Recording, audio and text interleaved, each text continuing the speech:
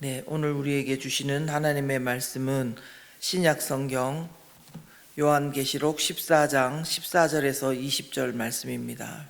또 내가 보니 흰 구름이 있고 구름 위에 인자와 같은 이가 앉으셨는데 그 머리에는 금 면류관이 있고 그 손에는 예리한 낫을 가졌더라. 또 다른 천사가 성전으로부터 나와 구름 위에 앉은 이를 향하여 큰 음성으로 외쳐 이르되 당신의 낫을 휘둘러 거두소서. 땅의 곡식이 다 익어 거둘 때가 이르렀음이니이다 하니 구름 위에 앉으신 이가 낫을 땅에 휘두르매 땅의 곡식이 거두어지니라. 또 다른 천사가 하늘에 있는 성전에서 나오는데 역시 예리한 낫을 가졌더라. 또 불을 다스리는 다른 천사가 제단으로부터 나와 예리한 낫 가진 자를 향하여 큰 음성으로 불러 이르되 내 예리한 낫을 휘둘러 땅에 포도송이를 거두라. 그 포도가 익었느니라 하더라. 천사가 낫을 땅에 휘둘러 땅에 포도를 거두어 하나님의 진노의 큰 포도주 틀에 던짐에 성 밖에서 그 틀이 밟히니 틀에서 피가 나서 말 굴레까지 닿았고 1600 스다디온에 퍼졌더라. 아멘. 7월 22일 화요일 아침입니다.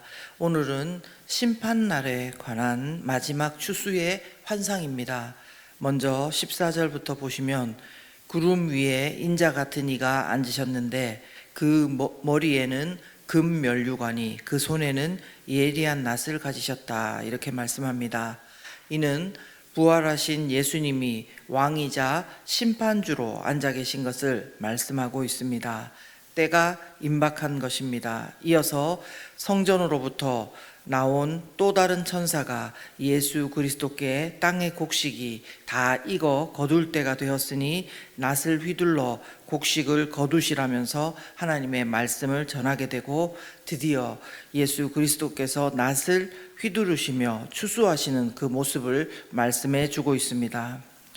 그러나 이제 17절부터 말씀을 보면은 좀 무서운데요.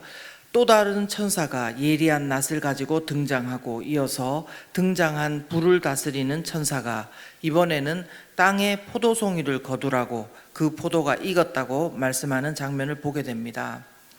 불은 재물을 태우는 번제단도 떠오르고 심판의 불도 떠오르지요. 그리고 그때에 예수 그리스도를 믿지 않는 자들의 심판하는 모습이 이렇다 말씀합니다. 19절과 20절 말씀을 함께 보겠습니다. 천사가 낫을 땅에 휘둘러 땅에 포도를 거두어 하나님의 진노의 큰 포도주 틀에 던짐에 성 밖에서 그 틀이 밟히니 틀에서 피가 나서 말 굴레까지 닿았고 1600 스다디온에 퍼졌더라. 아멘. 무엇보다요, 심판의 때에 믿지 않는 자는 하나님의 진노의 큰 포도주 틀에 던져져서 밟힌다, 그 말씀인데요, 그 틀에서 나온 피가 흥건하게 흐르는 모습이라는 것입니다. 또 여기서 흘러나온 피가 퍼진 거리가 1600 스다디온이라고 하는데 이것은 약 290km 정도 된다고 합니다. 그래서 팔레스타인 남북 길이와 맞먹는 그 길이로, 다시 말해서 악인의 완전한 멸망을 표현한 것이라고 합니다. 진짜 마치 한 편의 공포 영화를 보는 듯한 무시무시한 모습입니다. 그런데도 우리는 주변을 돌아보면요, 속마음은 어떨지 몰라도 너무나 한가롭고 여유 있고 마치 성경 속의 이 환상과 말씀들은 현실과 전혀 무관한 듯이 관심이 없습니다. 심판주이신 예수 그리스도의 모습과 천사의 모습은 너무나 비장하고 엄중한데요, 사람들은 각기 자기 욕심과 자기 연민과 또 자기 생각에 빠져서 있는 모습인 것입니다. 그러기에 여기에 우리가 다급하게 긍휼함을 가지고 복음을 전해야 할 이유가 있습니다. 또 한편으로요, 그들의 이런 관심 없는 모습 가운데 우리는 낙심하고 상처받기 쉽습니다. 다급한 마음을 가지고 복음을 전하고 사랑을 하려고 애쓰고 조금이라도 더 잘 섬기려고 애썼지만 그들은 전혀 변함이 없어 보이고요, 오히려 나를 공격하고 비난하고 조롱하기도 합니다. 그럴 때는 마치 내가 너무 바보같이 여겨지고 그동안 했던 여러 가지 복음의 수고와 그 사랑이 너무나 쓸데없는 듯해서 낙심하기가 쉬운 것입니다. 한 수 더 떠서요, 세상 사람들 중에는 복음을 전하는 사람들을 아예 공격하고 해하려는 사람들도 있습니다. 그러나 이럴 때 우리가 오늘 다시 한번 예수님의 가라지 비유를 한번 기억했으면 좋겠습니다. 마태복음 13장에 보면 가라지 비유는 심판날의 모습과 심판날이 되기까지 그 모습을 잘 표현해 주고 있습니다. 예수님은요, 천국은 좋은 씨를 제밭에 뿌린 사람과 같다, 이렇게 말씀하셨습니다. 그러면서 이 비유를 예수님께서 직접 풀어서 말씀해 주셨는데, 좋은 씨는 천국의 아들들이고 밭은 세상이라는 것입니다. 그런데 사람들이 잘 때에 그 원수, 이제 마귀를 말하죠, 그 원수가 와서 곡식 가운데 가라지는 악한 자의 아들들을 말합니다. 이 가라지를 뿌렸다는 것입니다. 좋은 씨가 나고 결실을 하려는데 가라지가 영양분을 빼앗아 먹고 못 자라게 하니 사람들이 주인에게 이렇게 묻습니다.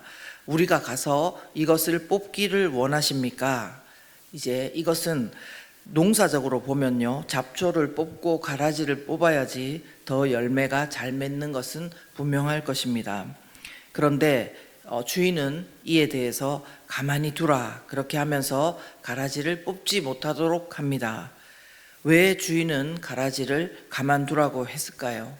비유의 말씀에서 이렇게 말씀합니다. 가라지를 뽑다가 곡식까지 뽑을까 염려가 되니 둘 다 추수 때까지 함께 자라게 두라, 이렇게 말씀한 것입니다. 여러분, 무슨 말씀입니까? 우리가 이 땅을 살아갈 때에 항상 우리 주변에는 가라지가 함께 있다는 것입니다. 우리를 자라지 못하게 하고 에너지를 빼는 것이 항상 있는 것은 이상한 일이 아니라는 것입니다. 그러나 함께 두셨다고 해서 가라지와 좋은 씨의 결말이 같은 것은 절대 아닙니다. 계속해서 말씀을 보면은 반드시 오늘 본문과 같이 추수의 때, 심판의 때가 있기 때문입니다. 마태복음 13장 30절에서는요, 이렇게 기록되어 있습니다. 제가 읽어드리겠습니다. 둘 다 추수 때까지 함께 자라게 두라. 추수 때에 내가 추수꾼들에게 말하기를 가라지는 먼저 거두어 불사르게 단으로 묶고 곡식은 모아 내 곡간에 넣으라 하리라. 아멘. 예수님은 가라지 비유에서 추수 때는 바로 세상의 끝날이라고 가르쳐 주셨고, 추수꾼은 천사들이라고 말씀하셨습니다. 그리고 세상 끝날에 가라지는 먼저 거두어 불사르게 단으로 묶는다고 하셨습니다.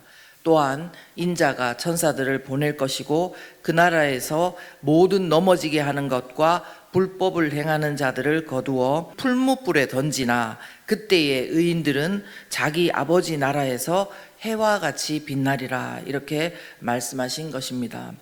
세상 끝날이 오기 전에는 같이 있어서 별 차이가 없는 듯 하지만 세상 끝날에는 이와 같이 다른 결말인 것입니다. 그러나요, 내가 복음 전하는 이가 가라지라고 생각한다면 너무나 슬픈 일이고 너무나 안타까운 일일 것입니다. 그러기에 우리가 그것은 모릅니다. 그렇지만 내가 복음 전하는 이가 가라지가 아니고 함께 천국 백성이 되는 것을 우리는 너무나 간절히 바라고 있습니다. 그러나 심판은 사랑의 하나님이시지만 거룩한 하나님의 심판은 엄중한 것입니다.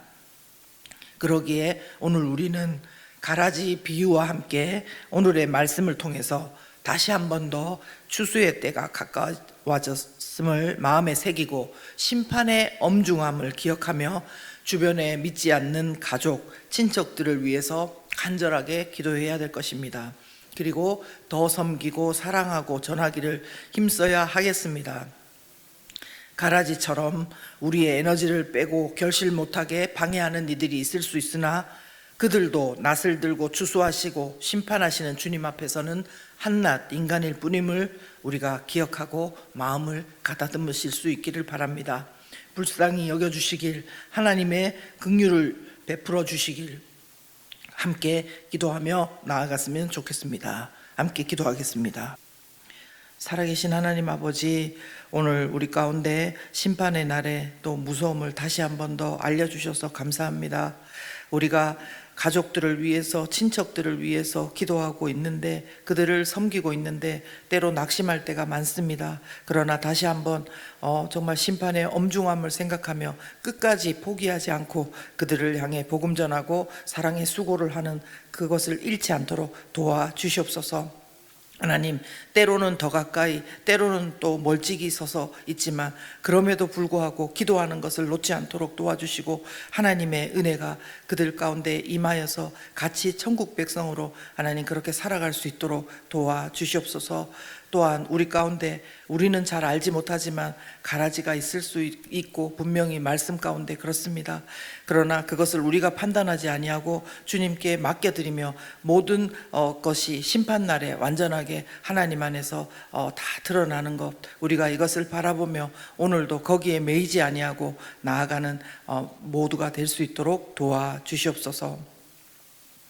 이제는 우리를 위해서 십자가에서 죽으시고 부활하신 예수 그리스도의 은혜와 하나님 아버지의 놀라우신 사랑과 성령의 충만하심과 내주하심이 우리 모두 가운데 영원토록 함께 하시기를 간절히 축원하옵나이다. 아멘.